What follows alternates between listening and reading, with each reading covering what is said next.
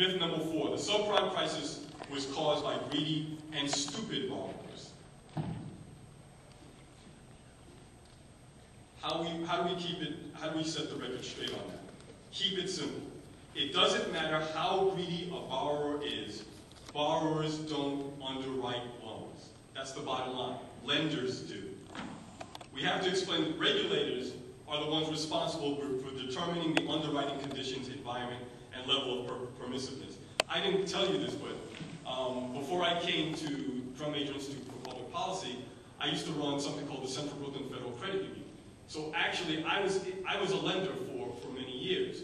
And what I can tell you is, when a borrower comes to you, they do not have the power to make that loan. And at the end of the day, if that loan goes bad, then you have to look at your own underwriting criteria. And so what we've seen is that over a period of years, in the subprime lending industry, borrowers who knew what they were doing, who knew that on the face of it, the loan was bad, and still went ahead and did it anyway. Now, getting into sort of what has to be done about this. I have a mortgage, and I'm paying it back.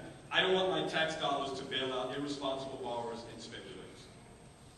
And this is a culmination of all the myths that I just described that came before it. And what we have to acknowledge as communicators and people who are blogging out there is that it's an understandable reaction that is coming from all ends of the ideological spectrum. How do we set the record straight? We acknowledge that there are some very legitimate concerns about there.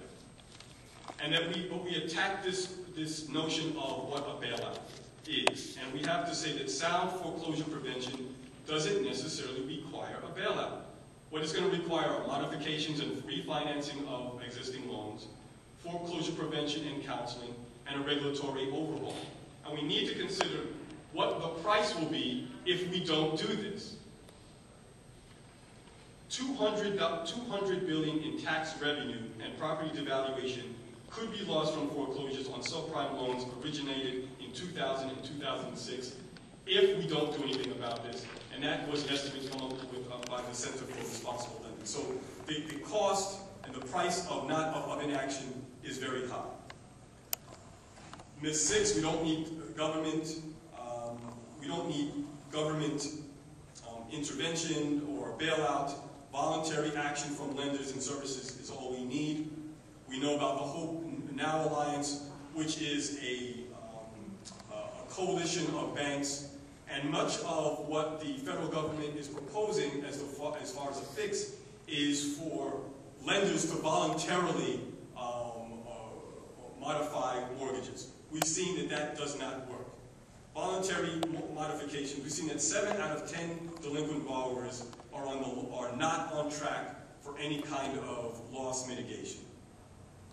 And the same industry that led us into this mess should not dictate the terms of its recovery. And one of the last things I want to talk about is this myth that the